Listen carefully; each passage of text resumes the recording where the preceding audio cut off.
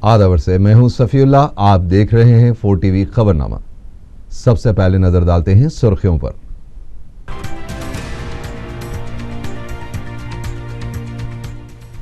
आतिशबाजी में बदएहतियाती का अफसोसनाक अंजाम। यरम मंजिल में पटाखों का गुब्बारा मकान पर गिर पड़ा, एक खातून झुलसकर हलाक। वोटर लिस्ट में नामों की शमूलियत के लिए मराकज कायम करने रियासती इलेक्शन कमीशन का ऐलान। 16 जनवरी को पहली वोटर लिस्ट की इजराई। तेलंगाना पर कुल जमाती इजलास से किरण कुमार रेड्डी को दूर रखे जाने का इम्कान, मुखालिफ मरकज रवैया का शाखसाना।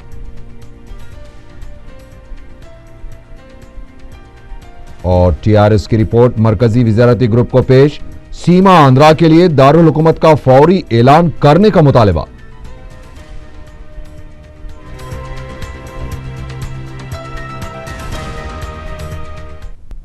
और अब खबरें तफसील से।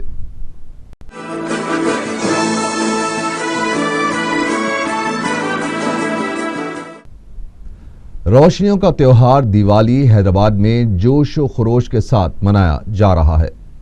शहर की मनादिर में भक्तों की जानिब से पूजा की जा रही है और आतिशबाजी का सिलसिला शुरू हो गया है। बच्चे, जवान व ज़ईफ अफराद आतिशबाजी के जरिए इस त्योहार की खुशियां हासिल करने में मसरूफ हैं। जगह जगह मकानों और दुकानों को रंग बिरंगी लाइटों से सजाया गया है। इसी दौरान कलेक्टर हैदराबाद और कमिश्नर बल्दिया ने अवाम से अपील की है कि पटाखों को एहतियात से जलाएं और छोटे बच्चों को पटाखे जलाने से रोकें और मोहतात तरीके से आतिशबाजी करते हुए त्योहार को पुरअमन तौर पर मनाएं।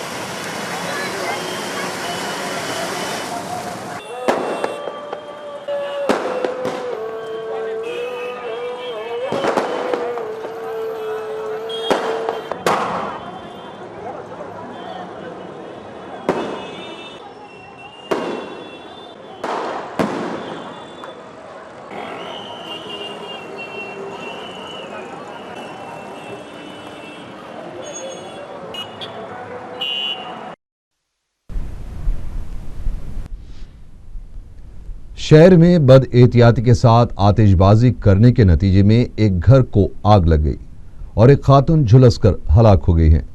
तफसीलात के बमुजिब यरम मंजिल इलाके में मुकामी अफराद ने पटाखे छोड़ते हुए एक गुब्बारे में मोम रोशन करके फिजा में छोड़ दिया। बदएहतियाती की वजह से गुब्बारा बुलंदी पर जाकर नीचे आया तो एक मकान इसकी जद में आ गया और आग लग गई।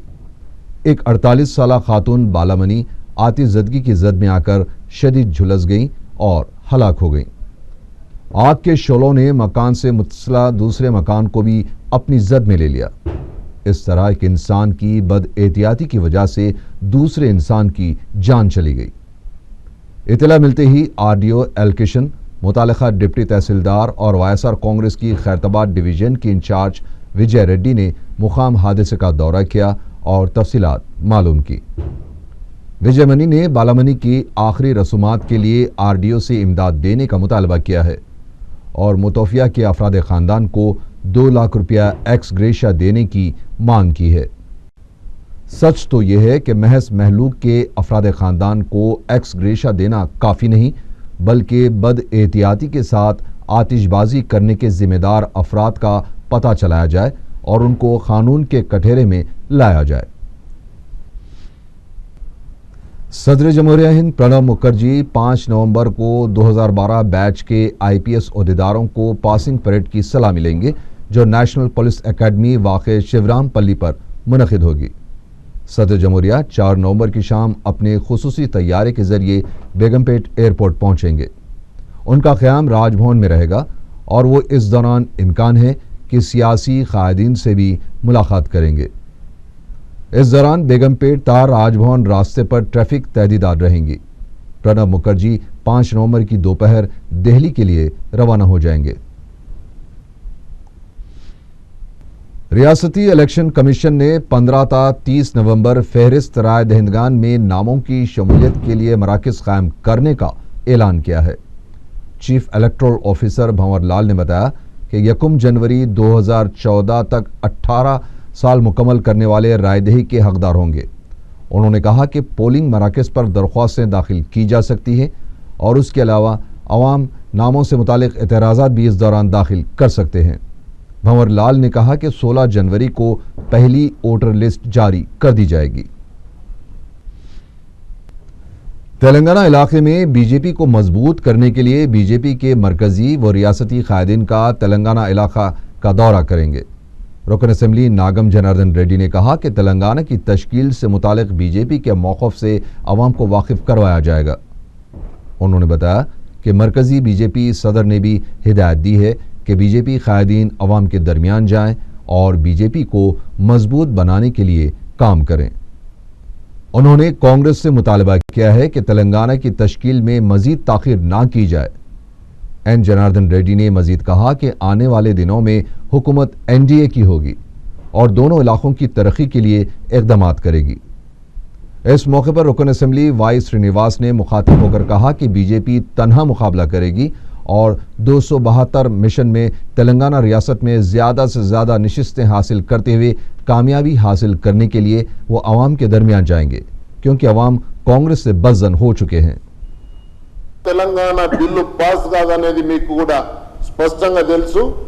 बीजेपी मद्दतुतोटे इयाला तेलंगाना बिल्लु पास अयितुंदनेदी गुर्तुंचुकोवाలని చెప్పి కోరుతా ఉన్నాం।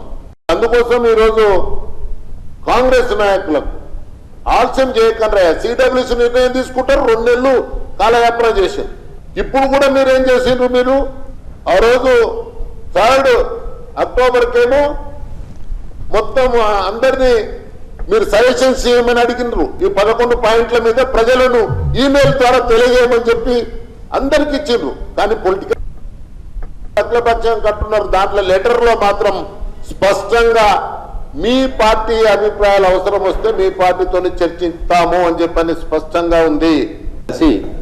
మేము ఖచ్చితంగా తెలంగాణ ప్రాంతంలో బ్రహ్మాండమైన జనాదరణ బీజేపీకి పెరుగుతా ఉంది।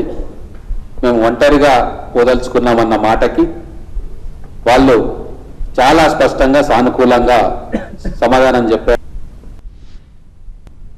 रियासती बीजेपी के सदर किशन रेड्डी पार्टी कायदीन को हजम नहीं हो रहे हैं। फरवरी में दूसरी बार उनको सदर बनाए जाने के बाद उनके तर्ज अमल को लेकर पार्टी कायदीन में उनके खिलाफ नाराजगी देखी जा रही है। पार्टी कायदीन रास तौर पर कौमी कायदीन से रुजू हो रहे हैं। इसके अलावा बीजेपी के कौमी कायदीन से भी किशन रेड्डी के ताल्लुकात में कड़वाहट आ गई है। पार्टी के कौमी कायदीन ने जब दोनों इलाकों के कायदीन को वजारती ग्रुप को दी जाने वाली रिपोर्ट के लिए मशवरे तलब किए तो दोनों इलाकों के कायदीन ने रियासती सदर बीजेपी किशन रेड्डी को नज़रअंदाज करते हुए रास तौर पर कौमी कायदीन को अपने मशवरे पेश कर दिए और सीमा आंध्रा कायदीन ने खुलकर कौमी कायदीन से किशन रेड्डी की शिकायत की है। दूसरी तरफ किशन रेड्डी हालात से निमटते हुए खुद को ऊपर लाने के लिए गौर खौस कर रहे हैं। टीआरएस ने मरकजी वजारती ग्रुप को अपनी रिपोर्ट पेश कर दी है।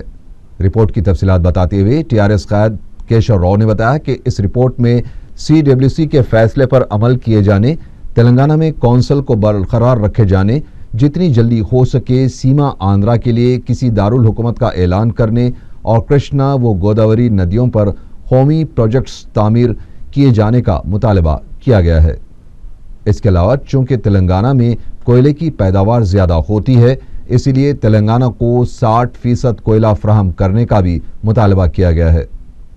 इस मौके पर टीआरएस फ्लोर लीडर ई राजेंद्र ने बताया कि टीआरएस ने अपने मुतालबात को रिपोर्ट की शक्ल दी है और उन्होंने मरकज से मुतालबा किया है कि जितनी जल्दी हो सके इसको अमली जामा पहनाया जाए और कमेटियों के नाम को मजीद तौल ना दे। टीआरएस యొక్క పొలిటికల్ స్టాండ్ తెలంగాణ గురించి పెద్దగా చెప్పనవసరం లేదు। దాంట్లో ఎప్పుడు చేంజ్ లేదు, ఎప్పుడు చేంజ్ ఉండదు. మేము ఒక సంపూర్ణ తెలంగాణ కోరుకుంటా ఉన్నాం. దేని ద్వారా ఒక పార్టిసిపేటివ్ డెమోక్రసీ, ఆ డెమోక్రసీ అందరూ పార్టిసిపేట్ చేరుగా ప్రజాస్వామ్యానికి నిజమైన స్వరూపాన్ని ఇచ్చే ప్రజాస్వామ్యం కోరుకుంటూ ఒక కొత్త రాష్ట్ర, నూతన రాష్ట్రం యొక్క ఆవిర్భావాన్ని కోరుకుంటా ఉన్నాం. ఆ స్టాండ్ అయితే ఈ ఉద్యమంలో, ప్రజా ఉద్యమంలో గాంధీయన్ ఫిలాసఫీ ఏది ఉందో, ఐడియల్స్ ఉన్నాయో, నాన్ వైలెన్స్ లేకుండా, కాబట్టి ఏ ఇష్యూ అన్న మేము స్టాండ్ తీసుకున్నప్పుడు ఈ ఎన్కేట్ ఉంటాయి. అంతేకాకుండా ఈ ఉద్యమానికి ఒక ట్యాగ్ వచ్చింది, నీళ్లు సమితి పక్షాన చాలా సమగ్రంగా, బాధ్యతతో, చట్టబద్ధంగా, శాస్త్రీయంగా ఈ రిపోర్ట్ తయారు చేసి మేము పంపడం జరుగుతూ ఉంది.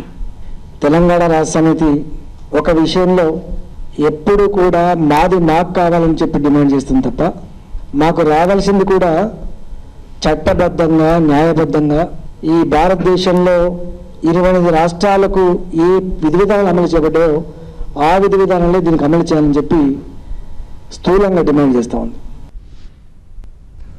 पता चला है कि मरकजी वज़ीर दाखिला के तलब करदा कुल जमाती इजलास से वज़ीर आला किरण कुमार रेड्डी को दूर रखा जाएगा। ज़राए के मुताबिक वज़ीर आला की जानिब से मुसलसल आला कमान के खिलाफ खुली बगावत की वजह से उनको कुल जमाती इजलास से दूर रखे जाने के इम्कानात हैं। इसके अलावा ये कुल जमाती इजलास रियासत की तकसीम को लेकर नहीं, बल्कि तकसीम के फैसले पर राय हासिल करने के लिए तलब किया गया है। वाज़ेह है कि माजी में हुए कुल जमाती इजलास में वज़ीर आला को मदऊ किया गया था और 5 जनवरी सन 2010 को मुनक़िद हुए इजलास में के रोशिया ने शिरकत की थी और 6 जनवरी सन 2011 और दिसंबर सन 2013 के कुल जमाती इजलास में किरण कुमार रेड्डी ने शिरकत की थी। इस बार वज़ीर आला को इस इजलास से दूर रखे जाने का इम्कान है। वाज़ेह है कि 4 सितंबर को वज़ीर आला किरण कुमार रेड्डी ने दिल्ली का आखिरी बार दौरा किया था। तकरीबन 2 माह से वो दिल्ली भी नहीं गए हैं। सिकंदराबाद के वारिसगुड़े से अवाम के एक बड़े ग्रुप ने दारुसलाम में सदर मजलिस बैरिस्टर असदुद्दीन ओवैसी से मुलाकात की और मजलिस में शामिल होने का ऐलान किया है। ग्रुप के नुमाइंदे ने बताया कि मुकामी मसाइल से मजलिसी कायदीन को वाकिफ करवाया गया है और सदर मजलिस ने वारिसगुड़े के मुकामी मसाइल को हल करवाने का तयखुन दिया। खम्मम में मुनक़दा रियासती जूडो चैंपियनशिप में गोल्ड मेडल हासिल करने वाले मुजाहिद खान ने अपने कोच एम.ए. अजीज और सरपरस्तों के हमरा दारुसलाम में सदर मजलिस बैरिस्टर असदुद्दीन ओवैसी से मुलाकात की। बैरिस्टर ओवैसी ने जूडो के इस नौजवान खिलाड़ी की हिम्मत अफजाई की और मुस्तकबिल के लिए नेक तमन्नाओं का इजहार किया। रुकन असेंबली मलकपेट अहमद बलाला ने फरहत नगर में ओवैसी ब्रिज पर मॉडर्न लाइट्स का इफ्तिताह अंजाम दिया, जो मजलिस इत्तेहादुल मुस्लिमीन की नुमाइंदगी पर तनसीब करवाए गए हैं। रुकन बल्दिया शकील महमूद भी इस मौके पर मौजूद थे।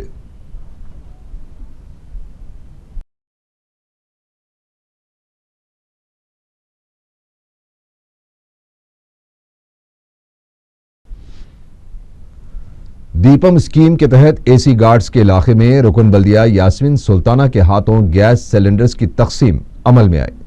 इस सहूलत से 33 दरख्वास्त गुजारों ने इस्तेफादा किया। इस मौके पर सरगर्म मजलिसी कारकुन यासिर अराफात भी मौजूद थे।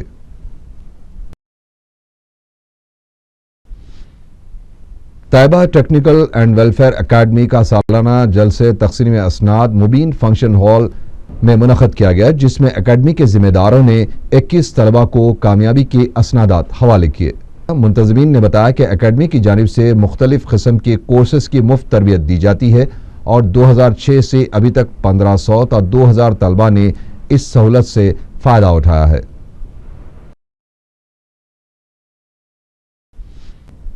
आखिर में सुर्खियां एक बार फिर।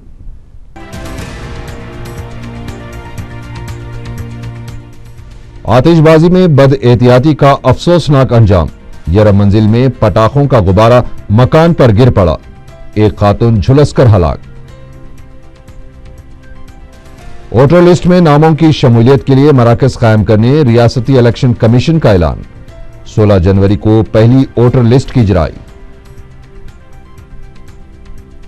तेलंगाना पर कुल जमाती इजलास से किरण कुमार रेड्डी को दूर रखे जाने का इम्कान, मुखालिफ मरकज रवैये का शाखसाना।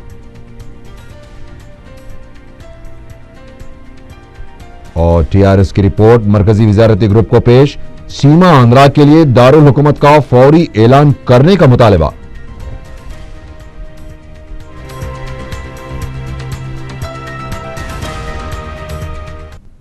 इसी के साथ ही 4 टीवी खबरनामा यहीं खत्म हुआ। अल्लाह हाफिज।